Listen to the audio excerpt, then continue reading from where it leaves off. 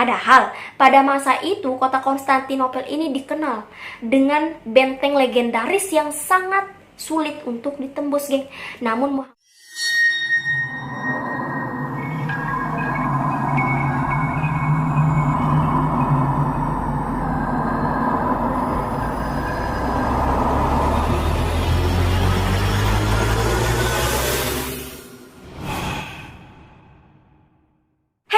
Assalamualaikum warahmatullahi wabarakatuh. Apa kabar kalian semua? Terima kasih ya geng sudah klik video ini. Baiklah geng, jadi hari ini aku akan mengajak kalian bercerita seperti biasa, kemudian membahas lagi tentang sebuah sejarah geng. Nah, sesuai judul, sejarah yang akan saya sampaikan hari ini yaitu mengenai Konstantinopel.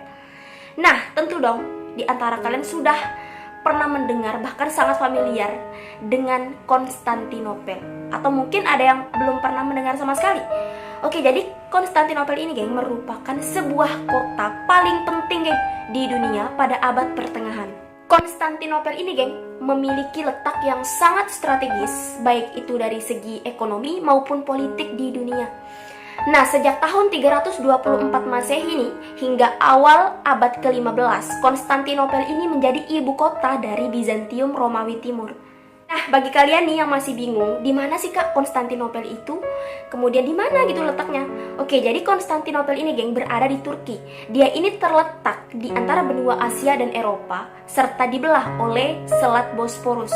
Ibu kota negara Turki yang bernama Istanbul ini ternyata memiliki sejarah Islam yang sangat kental geng di dalamnya.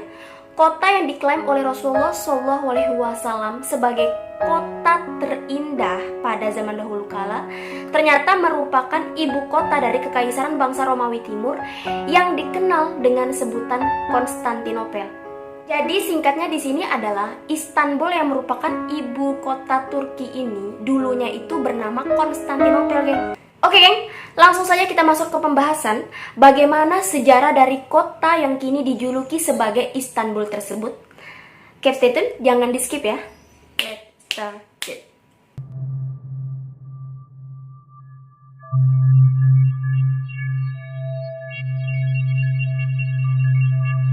Awal dari sejarah Istanbul ini geng ternyata berasal dari sabda Rasulullah SAW yang mengatakan terkait dengan kepemimpinan. Beliau secara langsung geng mengatakan bahwa sebaik-baiknya pemimpin adalah mereka yang dapat menaklukkan Konstantinopel, kata beliau geng. Sesungguhnya akan dibuka Konstantinopel. Sebaik-baiknya pemimpin adalah pemimpin yang memimpin saat itu, dan sebaik-baiknya pasukan adalah pasukan perang saat itu. Hadis riwayat Ahmad mengatakan geng.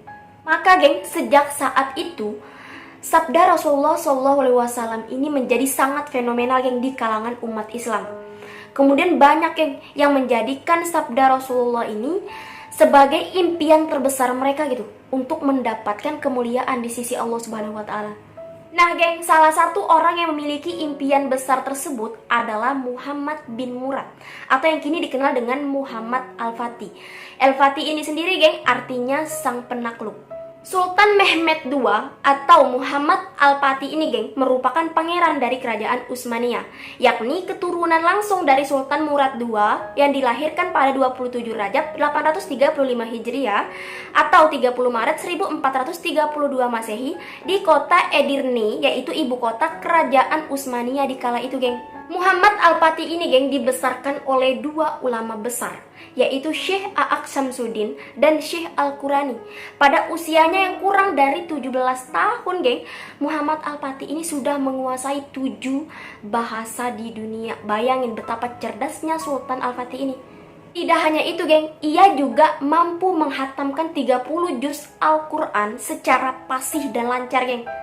Nah, didikan tegas dari kerajaan, kemudian sang ayah dan ulama-ulama besar inilah yang membuat Al-Fatih ini tumbuh menjadi pemuda yang cerdas, berintelektual tinggi, dan pemberani geng.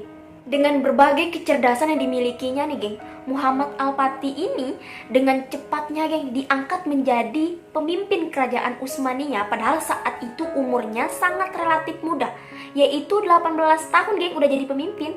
Sabda Rasulullah yang merupakan impiannya sejak dahulu nih geng, lantas ia jadikan salah satu program terbesarnya ketika ia memimpin, yaitu sejak 5 Muharram 855 Hijriah atau 7 Februari 1451 Masehi. Muhammad Al-Fatih nih geng, nggak secara langsung gitu menyerang Konstantinopel saat itu.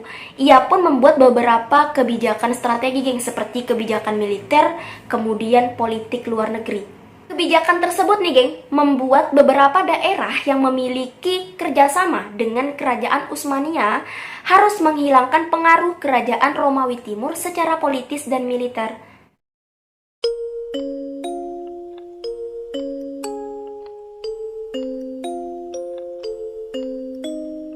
Sebelum ditaklukkan oleh Muhammad Al-Fatih nih geng, daerah penting dari kerajaan Romawi Timur yang telah berkuasa selama 11 abad lamanya ini ternyata pada dasarnya sudah diserang geng, telah diserang oleh beberapa prajurit umat Islam terlebih dahulu. Sebab bangsa yang mencoba untuk membuktikan sabda Rasulullah SAW ini nggak cukup kuat mereka geng. Ternyata mereka ini nggak cukup kuat untuk menembus benteng pertahanan Konstantinopel yang dibuat begitu rumitnya geng. Penaklukan Konstantinopel ini geng dimulai pada 6 April 1453 Masehi geng. Nah, pasukan Utsmaniyah nih di bawah kepemimpinan Muhammad Al-Fatih terdiri dari ini geng. Banyak sekali perbedaan pendapat geng tentang jumlah pasukannya, banyak sekali versi-versinya. Jadi saya sendiri bingung yang mana harus dipercaya. Ada yang bilang 150.000 pasukan, ada yang bilang 250.000 pasukan, dan ada juga yang versi mengatakan 4 juta pasukan. Bingung mau yang mana yang harus dipercaya gitu ya. Yang jelas pasukannya ini geng banyak sekali gitu, banyak sekali dengan senjata-senjata raksasa mereka seperti meriam basilika yang dibuat dengan teknologi terbaru pada masa itu. Taktik perang yang digunakan oleh Muhammad Al-Fatih ini geng yaitu taktik perang yang dilancarkan lewat darat geng. Penaklukan ini geng sejatinya tidaklah mudah, sebab karena prajuritnya ini harus mengepung benteng Konstantinopel selama 50 hari lamanya geng. Tentu saja geng, hal ini membuat prajurit dan dirinya hampir putus asa. Karena pengepungan ini geng benar-benar menguras waktu, kemudian tenaga, pikiran hingga perbekalan mereka geng. Sementara itu geng, kerajaan Romawi Timur nih telah memasang pagar yang kuat geng di laut, sehingga mustahil bagi musuhnya menyentuh benteng itu kecuali dengan melewatinya. Namun geng, Muhammad Al-Fatih ini nggak pantang menyerah, nggak patah semangat dia.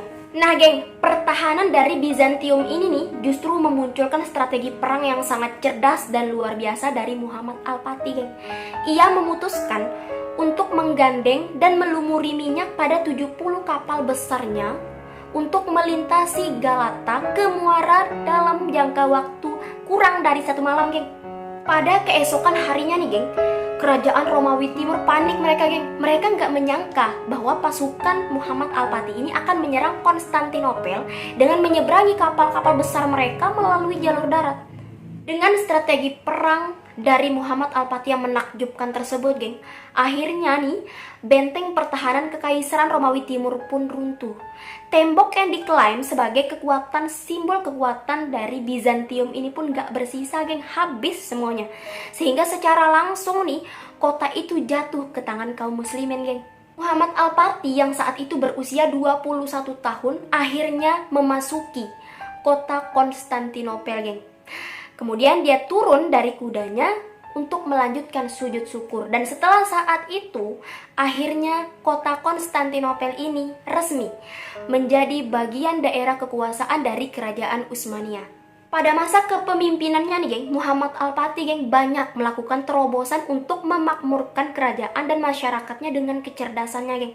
Selain itu, Muhammad Al-Fatih juga nih, Sultan Muhammad Al-Fatih ini mendirikan bangunan-bangunan penting seperti mendirikan masjid lebih dari 300 bangunan, kemudian 57 sekolah dan 59 pemandian geng. Sejarah dari nama Istanbul pun gak jauh dari perang yang dilakukan oleh Muhammad Al-Fatih ini.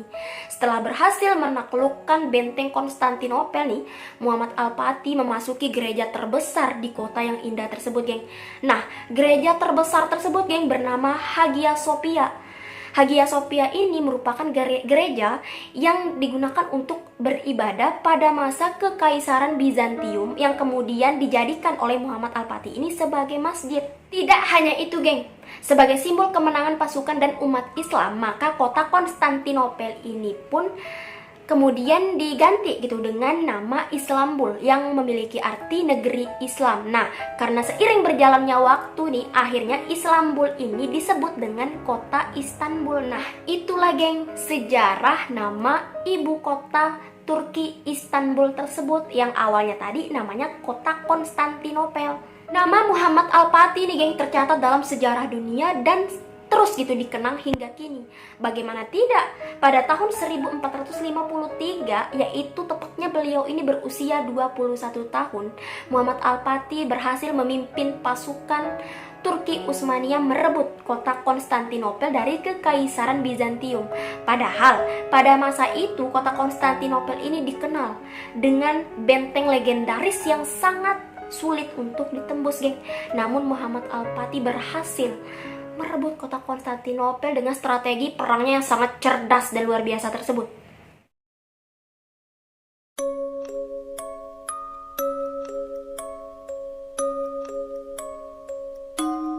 Pada bulan Rabiul Awal tahun 887 Hijriah atau 1481 Masehi nih geng, Muhammad Al-Fatih ini berangkat menuju Asia Kecil.